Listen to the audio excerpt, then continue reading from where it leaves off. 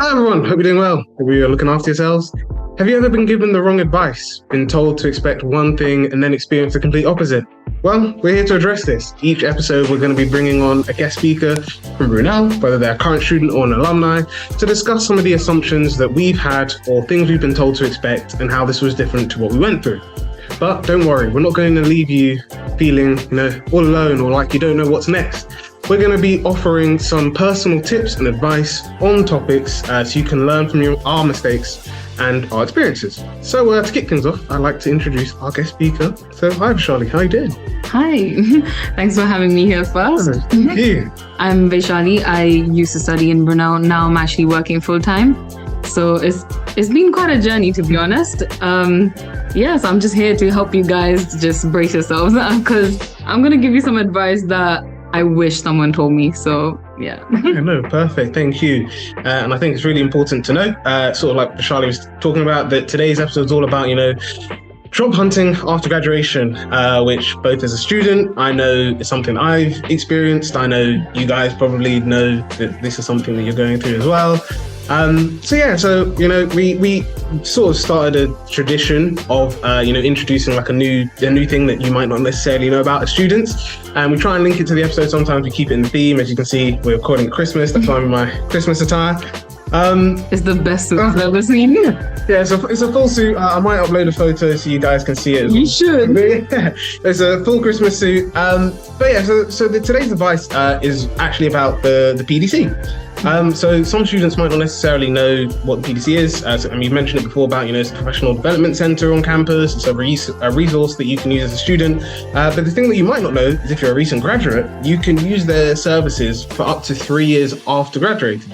So what does that mean? It basically means that if you graduated, let's say in 2022, whether you've just graduated from your master's or you've graduated from your undergraduate and you're still sort of looking for jobs, then it means that you can basically go to them for advice on interview tips. You can speak to them about, CV help and cover letter help.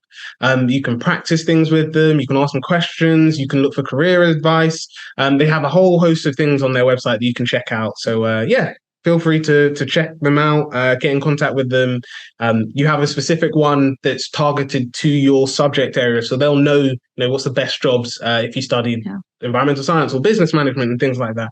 But yeah, we're going to kick things off with our first assumption, reality, and a bit of advice. So going on to the first sort of row that we've got with our assumption, reality, and advice. The first thing that we've got is that you don't need to apply for jobs until after you've graduated.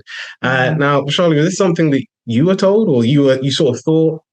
Yes, I definitely thought that I don't need to apply for jobs until my graduation, which is not true. You need to apply as soon as you get into final year, especially undergraduate. Do it as soon as you start your final year. That's how I started it. I started in September and then I got my first interview in February. Wow. And then I got an offer in end of March. Wow. So that took a long time and I applied like crazy. It was like a full-time job, basically. I just focused on that more than anything else, which is obviously not something you should do. You should balance everything. But for me, obviously my aim was to get a good job. But yeah, I think you shouldn't leave it up to graduation unless actually you have other plans. That obviously is something else. And PDC is always there to help you as well. So for up to 3 years as well, which is a very good time because that gives you enough time to actually rethink everything. If you want to go through a different career path, or if you're thinking of doing masters and you're unsure, then you're a bit on the edge and you don't know what to do, which is okay. It's completely fine not to know what to do as well. Exactly. Because there are people here to help you and you can just reach out for help. That's what I did. I literally spoke to anyone I saw that had a job. I would literally speak to anyone and I'll be like, can you read my CV? Or can you see my cover letter? Or I'm just applying to this job. So is there any thing you can tell me? Any tips you can give me? But yeah, PDC was literally my savior. I used to, actually Rebecca, she used to help me out. So I used to constantly book appointments with her. And so did Samantha. Samantha helped me quite a bit as well. So constantly like booking appointments with them, making sure that the CV is right and all of that. Yeah. Yeah, no, definitely. And that sort of links to the reality that we've got that, quite a lot of graduate programs sort of open that first term of your final year, essentially. Exactly. And a lot, like you said, like I know, I was sort of like thinking of doing a master's, so I wasn't sort of too much on the job searching. But even when it came to like, and we will do an episode on like job hunting for placements, so I won't go into too much detail now. But when I was thinking, I might not do a placement, I might just go straight into a full-time job, it was the exact same thing of, I was looking at like basically as soon as I had finished most of my teaching, I'd only had my dissertations. This is like June, July. And I was just like, wow, like you said, like most graduate schemes are taken up, most jobs, other students are applying in July. So they sort of like, unless you've got the amazing CV or you stand out as a candidate, you won't necessarily get those opportunities. And that sort of links to our advice, which is basically, look for and apply for graduates related to graduate programs related to you and what you want to do after you graduate. I think it's really great that you mentioned, the careers consultants at the PDC. We remember like with our advice, we sort of mentioned it there. But it is really good because it sort of shows that development. Because like you said, you sort of are booking appointments as much as possible. I know that, it's sort of like something that I know when I was, looking for placements and stuff, that was one of the things that they mentioned that, you'll only improve if you're booking appointments with them and getting advice so you can learn, this is what you need to improve at your interview stage, or, this is something on your CV that isn't really quite clear. And I think that's really good that you mentioned them. Yeah. And not every CV is the same. Like you can't apply the same CV to each job, to be honest. Like you have to tailor it to the job that you're applying for. I mean, unless you know exactly what field you want to go into, which I didn't. So I had to kind of tailor it to each company that I was applying to, which is a bit long. You might seem that, I don't know where to start from, what to do, but you got to just put your head down. Once you have a CV, all you have to do is like change 1 or 2 lines or like the correct wordings for that job in particular. But yeah, like related to obviously don't apply for jobs until after graduation. I would just suggest to start applying, at least get some experience into like applying, seeing like what the stages are. Usually they have like 4 or 5 stages, especially getting into like a full-time role. So they usually have like a few stages. Some smaller companies obviously have like 1 or 2 stages, but if you do want to get into like a bigger company, then there will be quite a few stages. And just ask for help and apply early, I would say. Yeah, no, definitely. And I think it's sort of like you said, like you can't sort of go to your first interview and expect that you'll be perfect, you'll be amazing, or you'll know everything. The more interviews you do and the more practice that you have, the better it will sort of be. And I think one key thing to sort of add to that is, for interviews that I've attended in the past, like one of the things that I've always seen is that interviewers will know, like, have you prepared from the way that you structure your answers? Yeah, definitely. And it's not even, to say like, they give you a question, you have to, respond within like 3 seconds or you sort of lost the job. It's more of like, can you answer the question properly? Can you show that you've got a variety of examples that sort of show your experience, like you mentioned? And I think that that's so true. I think it sort of links to our next assumption, which is all about, apply to, you have to apply to jobs related to your degree. Or your career path, maybe more degree per se, because I know, I'll be asking if Vaishali, this is the case for you, but I know for some people, they studied, like Samuel, for example, on the podcast, he studied, oh gosh, he's going to probably be upset that I don't remember exactly what he studied, but I think he studied politics for his undergraduate. And he's now working in psychology. So it's a completely different field, very different. But yeah, it's sort of the same thing of, was that something that you felt like, Vaishali, that you had to only apply to jobs related to what you studied at uni? To be honest, I was quite lucky in that way because I knew kind of what I wanted to do. I definitely wanted to get into like the business accounting field anyways. I am in tax now, which is kind of related, but obviously tax, like you're literally just doing tax. That's all you do. So yeah, I never knew that I'd be doing tax. And I did economics and management. I always wanted to do management and I would still love to do management. But yeah, tax is a good experience. It's a good, so my company as well, it's actually a very good stepping stone as well. So the fact that I got offered this and I took it, is only because I can expand my horizons a bit. And just see like where it takes me after. Because if I know I want to do management, then okay, then maybe I can do tax related management, or I can try to do something related to management as well and related to tax. Because I really do like tax now. I think I'm gonna become a tax geek in like 3 years time. So yeah, any tax issues you have? You never know. I might be getting in touch with you soon. Yeah. But that's so true. And I think that sort of we sort of said there that, and I think sort of two things. So one, like you mentioned, you didn't know, the sort of towards your final year what you wanted to do at the end. Yeah. I don't know if it's necessarily one of the advices that we've got, but I definitely agree that when I was coming up to my final year, I didn't know what I wanted to do. I knew from like a master's or something to give me like an extra buffer to figure out that plan was needed. And I think that a lot of students probably feel like that too. So yeah, and that's completely fine. Exactly. If you want that extra time, you should take that extra time, because it just helps you. But for me, like, I didn't want to do a master's, so I was constantly like job hunting. That's what I was doing. So that's just my own experience. And I know a lot of other people are actually looking for jobs, and they think that there aren't any jobs available, or you get like rejections on rejections. But trust me, I've had that as well. So like, I would literally just suggest like, put your head down, because I got an offer and you can get it too. Yeah, definitely. And that links to the reality that we've got, that sometimes the jobs within your course or within your field might not interest you, or they might not be available. So I know someone who really was, she studied global challenges, and she was really passionate about, working for the UN and things like that. But when she wanted to start, like when she was applying, she saw that, you basically have to be an expert or, have a bit of experience before working at the UN. Like, that's unless you're, like big celebrity like Greta Thunberg, and you're like organizing all of these things, then you need to sort of have that experience. So sometimes, and I guess it links to the advice, you might have to do something that isn't specific to your job but has transferable skills for the career path that you want to eventually get to. And that's actually a very good point. The transferable skills are so important, especially in the UK. Like, it's not just a degree that helps you get somewhere. It's actually your skills. So I've actually worked so many different jobs, like part-time jobs and stuff. And I've genuinely worked in McDonald's, and that was the best management I've ever had. So I learned a lot of things from there, from my other jobs as well, that helped me get that transferable skill to actually go to that interview, tackle the interview, do those tests, do all of that, like gain that confidence in yourself. And just believe in yourself as well. So you will get it. You will definitely get it. It's just that maybe not now, but later you will. Yeah, definitely.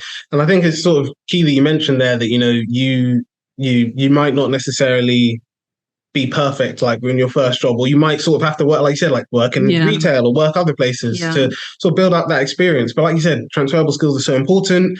Like you said, like you can show from, I don't know, just generically, I don't know, like even like, for example, I know that I've done student ambassador roles. I'm sure some of the audience have been student ambassadors, and you can sort of show that you've done something that, I don't know, like someone else who might have I don't know, like worked in like a proper office, has done. But you can show that you sort of got the same skill sets because you did, a lot of work during your sort of ambassador role. And don't be disappointed that you didn't get the job that you wanted, because at the end of the day, like, this is a stepping stone. Like, I went into my office the first day. I didn't know anything about tax. Like, I warned them as well. I was like, I have zero idea about tax. Now I do, obviously, because I've been to like a course and I do exams as well. So I'm doing actually like a qualification with it.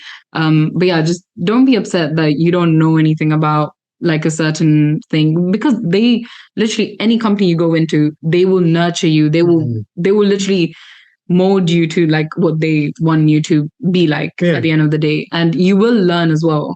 And like medium-sized firm especially, like they will literally actually give you so much support, and it's the best thing. Like, I work for a medium-sized firm.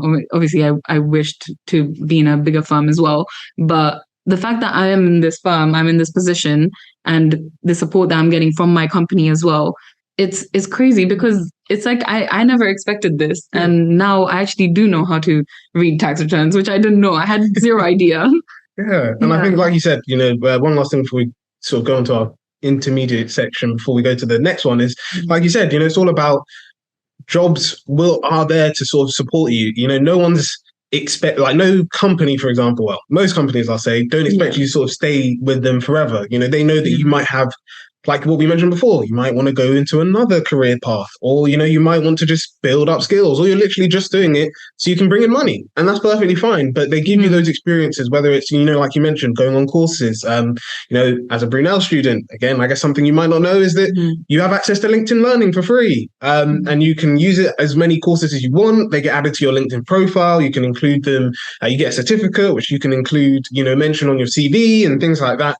And they have a wide variety of courses on there, that talk about different, things that you can show off in different jobs. And like you said, whether it's when you're targeting your CV or your cover letter to a specific job, you'll be able to show that you've sort of done stuff in your spare time rather than just repeatedly been applying. Yeah, exactly. I've done, I think, 1 or 2 of those LinkedIn ones. Yeah, no, I've done, I'm not boasting, I've only done 1, and I've been trying to find time to do another one, but I definitely would recommend. Yeah, especially, and they're not too long as well. That's a good thing. Some of them, like the one I did was only 30 minutes. It was all about just, validating a business idea. And, you just get like the occasional quiz question, but it's something you can add to your professional record. Honestly, and you can do it literally on your phone. Exactly, as well. And you're on the train on a commute, you can just do it then. Exactly, and it just makes it so much easier. Yeah. Before we go to the next point, we've been trying to add new things, and I guess you mentioned that you've worked in many different roles. Yeah.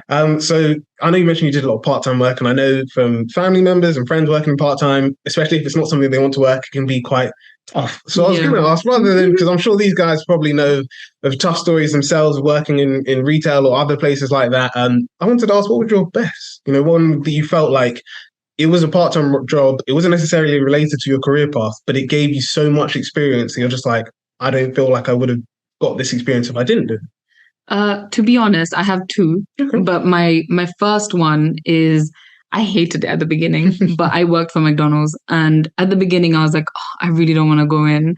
But I still pulled through and I went. And each time I went, I was just learning something new all the time, all the time.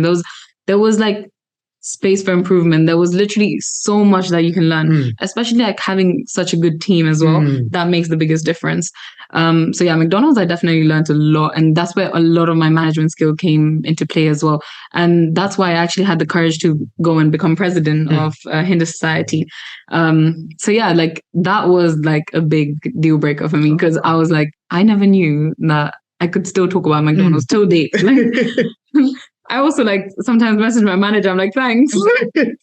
Yeah, keep in touch at least, But yeah, like honestly, having that experience helped me like have transferable skills as well. So communicating, management, all of that. And yeah, that was good. And the second best job I've had was actually in university. I was working in the student union. So I was doing like a part-time job there, and that was quite fun. That was really fun. Yeah, I got to speak to people. I got to be around people all the time, and I really liked that. So that wasn't like too related, because it's like admin and all of that. So it wasn't as related to my job role.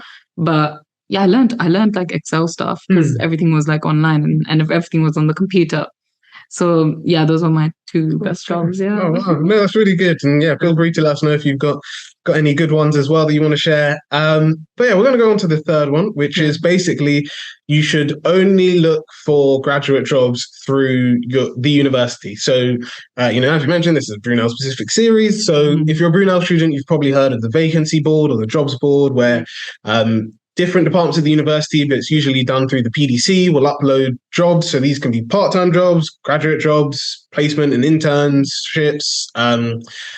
There's, I think, contract work is the other one, but they've got a whole list of jobs on there. And you might have been told, I mean, obviously, from your story of Vaishali, it's clear that you weren't. But you might have been told that this is the only place, or you might have thought, for example, this is the only place where you can look for graduate jobs.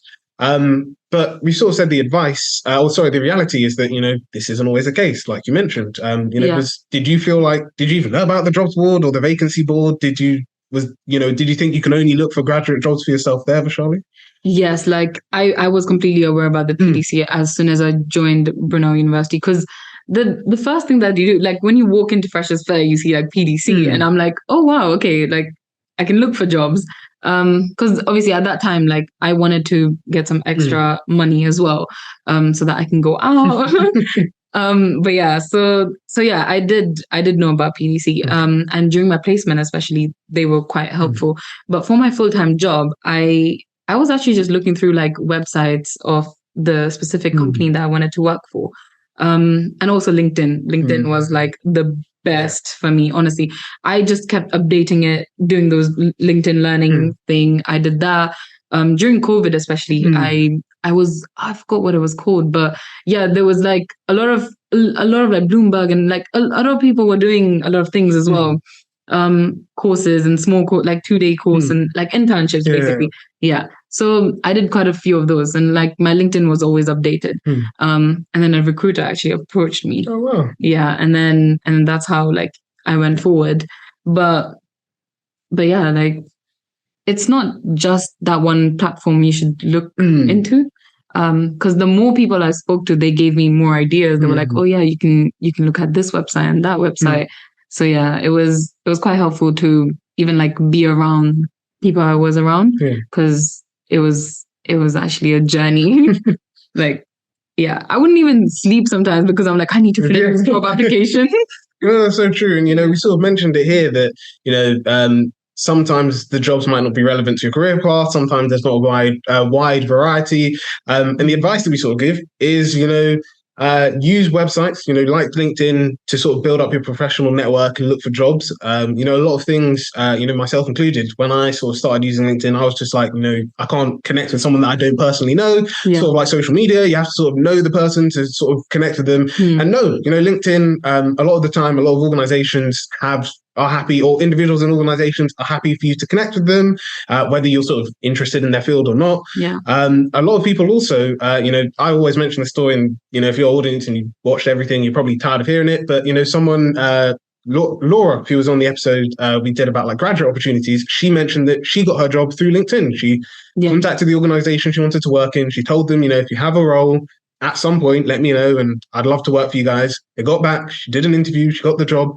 So yeah, getting in touch with, recruiters, or getting in touch with organizations, but not necessarily like the generic email of, I'm emailing, I don't know, like Disney, for example. Yeah. Going to like, I don't know, this is Derek, and he works within the HR team at Disney, or this is, Antonia, and she's she's a graphic designer within some company, and you want to do graphic design. They're always happy to connect with students, especially. But I've also said, look across career websites. So some of the ones I've got here, there is Grad Cracker, which is targeted specifically for STEM careers. So anyone who studies a STEM subject, you can filter the jobs to say that you want to get a graduate job as within environmental science, for example. There's Guardian Jobs, they're a really good website as well. There's the Times 100 top 100 employers. It's released every year. You can download it in the PDC. They've got like stacks of it, so you can take one home. But those show you like the employers that are the top, like students have rated them as high employers for that year. They have student like feedback within it that specifically says, I graduated in 2021, and I've worked at this organization for a year, and this is why I rated them this way. And yeah, it's released yearly. So even if, for example, you want to check what you could look for this coming academic year, look at the ones from last year. Most of the time, well, I mean, I haven't looked at it ages, but most of the time, like there won't be like a massive shift. So most of the organizations, especially in the higher end, probably will be there again. So just look into those and see what you can do. So no one told me that. Yeah, no, even like that, like it was only like a secondary school that they told, like, if you're looking for if you don't know the course you want to study, look at I keep saying Thames. Look at Times 100 graduate employers to sort of figure out, this is the job that I want to do. What course do I now need to do it, type thing. But yeah. And we sort of come to the last one, which is all about, when we sort of mentioned it, we sort of gave it away at the start, but we'll still say it. The university won't support you in your job searching process after graduation.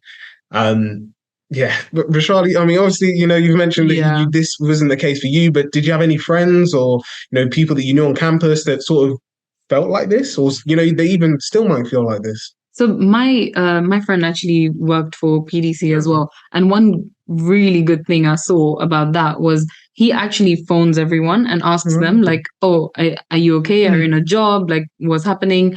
Just to offer some more help to them. Just if you don't want to reach out to them, there's always someone that will reach out to you, which is the best thing, to be honest, because you never know. Like one day you get a phone call and they're like, "Oh yeah, like we can help you." Yeah. And yeah, that's quite helpful. One good thing about PDC also is, which I should have mentioned before, obviously, is that they do career fairs, yes. right? So with the career fairs, when you go and see like specific companies that you like, try and like get their LinkedIn. This is just related to LinkedIn again. It's just that because when you get their LinkedIn, they know they've actually seen you, they've spoken to you, so they know how you are. So you can just be like, "Hi, it was nice speaking to you on that day. Would you want to catch up on a phone call, like a quick phone call, or do you want to just see like where it goes and stuff after that?" But yeah, I think that's a good way of doing it. Definitely.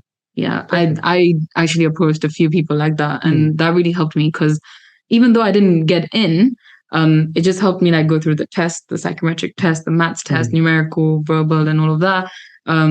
Go through. Then they have this like really scary experience where you have to just sit by the computer, and there's like it's all AI, and they like someone just speaks and they're like, "Okay, so what do you think you'll do after 5 years?" So you have to kind of answer that. So it's basically like a video interview, but with just a recording. It's not actually someone there. Yeah. Oh, perfect. And it's interesting that you mentioned careers fairs because for bio and life science students, I don't know, hopefully this should be out before it happens, but on the 1st of February there is a careers fair specifically for the students, but at least the first hour where there'll be a whole host of like organizations within those fields, but also the second hour, I think it's from like 11 to 1, but then from 12 to 1 will be open to all students, and this will be like a really good opportunity, like Vaishali was saying, get in contact, meet new contacts especially, and sort of build up your professional network there as well. Definitely. And I think also another thing that you mentioned that I probably should have put down as one of the points is, you mentioned like video interviews and all of this stuff, which can be, I know for myself, luckily I didn't have to do one, but it can be quite weird. And one of the things that can help with that is the Brunel Plus Award. So for any Brunel student who doesn't know what it is, essentially you have to just sort of do different things, like whether it's applying for competitions, doing workshops, traveling abroad, like there's a wide range of stuff that it's not like just professional. It's like, joining societies, attending events, doing this. But essentially each stage, they sort of help you to build up yourself professionally. So the first stage so there's 3 tiers of like awards. So when you get a certain number of points, I think it's like 500, you get the bronze award, which basically you just have to do like a CV, send over your CV, and then a careers consultant or a placement advisor will go through it with you and just say, these are the good things, improve this for next time. The silver one is basically when you have to do a video interview. So rather than it being, like you said, the AI one sounds very interesting because I did not get that for the Brunel one. It was very awkward. So you have like a 30, I think it was like like a minute to prepare, and then you have a minute to answer. Yeah. But you get given these questions on like, why it's like it's a fake interview. So like, why are you applying for the job? What will you bring to the role type thing? And then you've only got a minute. So you can prepare as much as you want. But then as soon as the minute starts, you have to sort of show yourself on camera and be prepared to sort of answer the question. Yeah. So yeah, that was very interesting and very weird, but it was good. Like I learned a lot from it that has helped me that if I was to do a video interview, I feel fairly confident, but we'll see how that goes. Yeah. And then the last one for the gold stage, which is 1,500 points, is all about like, it's an actual interview. So you're brought into, I think, the PDC. Yeah. You're asked like, I don't know if they'll necessarily give you like a job description, but it's like, pretend that this is a real job, you're interviewing for a real company, and they'll be like, well, let's go through the interview process. So it's the same things, but more in person. They might ask you a question that you didn't prepare for or things like that. It's a good way to sort of like build up your professional knowledge, like what we were saying about before about gaining interview experience is really good. Even, in your role, whether you're a graduate, you're on placement or whatever. One of the things I really liked when I was on placement was I got the opportunity to be on an interview panel. So, and it wasn't just like any interview panel, it was interviewing for my current role. So I was leaving as a placement student, another placement student was coming in, and I got to interview the next placement student. So that was really good to me because it showed, how, even though, it was for, Brunel, but it works in the broader scheme of things. You can see like how other people interview and like how markings are done, like what are the things you need to sort of portray in an interview, because the PDC sort of show it when you sort of go to them, that when you can like come up with like the perfect story, or like you can come up with like a really good, you've got good experience on paper in your CV and stuff, but if you don't answer the question, or if you're sort of like, these guys know me, I don't need to sort of like go through everything that I've done in my professional career, it can sort of work against you, because unfortunately, you're only interviewed on what you say in the interview. Your previous experience, yes, on your CV counts, but when it comes to picking different candidates, you're judged and scored on your interview. So it's always about just making sure you use the most of that and doing things like that. Yeah, and interviews are not scary, to be honest. They just want to know more about you. So how you work, how you are, and how you're gonna fit into that company. So that's literally the main thing. And I have one advice. Go ahead. I have one advice, and I think you guys should take this, because honestly, like if you don't answer this question correctly, then that can literally make or break the whole interview.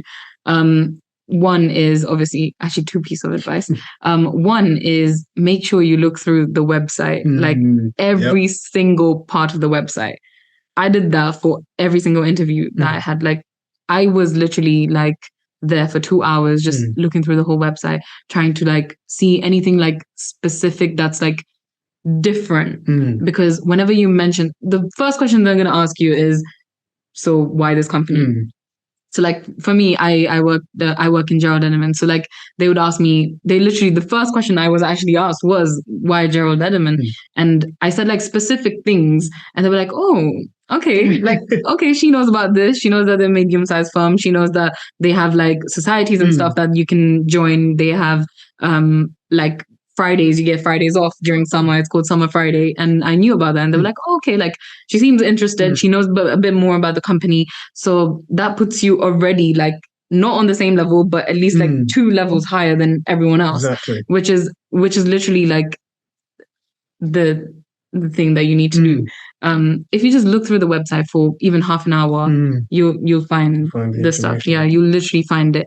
And the second one is they might have like most companies will have like a group discussion, especially when you reach like the final stage.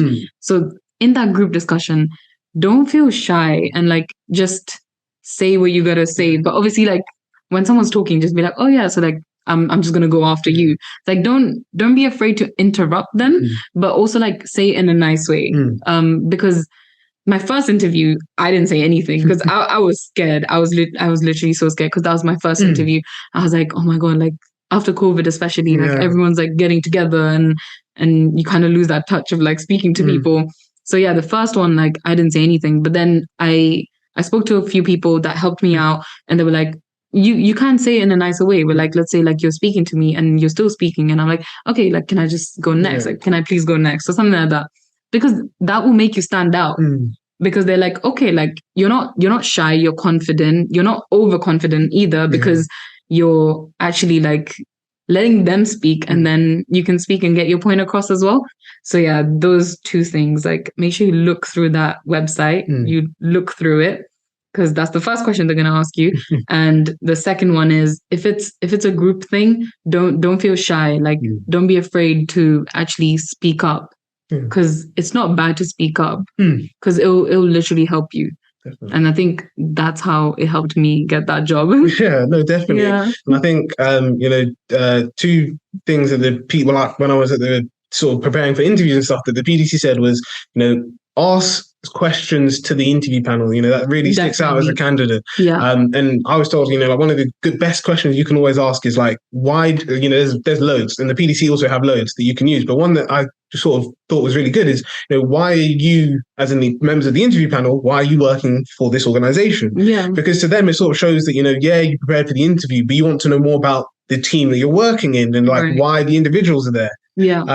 But the second thing, which I think is equally important, is like we mentioned, going through the website. If you can show that like what, like I'm not saying you need to remember off head, like, oh, your core value is this and your mission is this. Like, no, but if you're just like, oh, I saw on your website that your core value is, you want to promote sustainability. Like, how do you actually do that in your job? Because you could be like, I can see that you're a sustainable company and you work in construction or you work with this or you're a consultant, but how do you specifically do it? And, how would it work with my role? Because like you said, it sort of shows that you like I mentioned before about preparing for interviews. It shows that you're prepared. It shows that you actually, it wasn't something you just applied for on a whim. You actually want to work for the organization. Which is really key. All things must come to an end. This is the end of today's episode. Thank you, Vaishali, for coming on today. It's as always, it's been a great pleasure speaking to you about graduate opportunities and how to essentially job hunt and learning some key tips, places that we can get in contact and resources that we can use. Thank you to you, our wonderful audience. And before I sort of continue this, I should mention as well, Vaishali, if anyone's got any questions or things like that, what's the best way for them to get in touch with you? My Instagram is the best way. Okay. It's v.ashali, literally my name. You can't go wrong unless you spell it wrong, which a lot of people do actually. Really? Oh. Yeah. But yeah, Instagram, just Instagram me, to be honest. It's very easy, it's convenient, everyone's got it. Yeah. And one more thing, like if you're scrolling through Instagram, there's a lot of hacks, like a lot of tips as well for jobs. You can just like scroll through a lot of like, if you're going for an interview like 2 days before, just scroll through your Instagram like how you normally do. Yeah, no, definitely agree. But yeah, thank you to you, our wonderful audience, for coming back for another episode. If you like this episode, like, comment, and subscribe is always appreciated. If you want to know when the next episode is out, then please do click the notification bell. It's at the bottom of the screen so you don't miss it. And then finally, if you're interested in receiving some perks as well as supporting the podcast, because obviously we can't do this without your support, then please do check out our Patreon page. But yeah, wishing you all the best. It's probably after Christmas when this episode's out. We're probably in the new year. But yeah, hope you had a great Christmas. Wish you all the best in this new year. And yeah, we'll see you around the next time we tell you something that you didn't know about. So that's a bye from us here. And yeah, enjoy your day. And good luck with your job applications. Good luck with your job applications. Yes.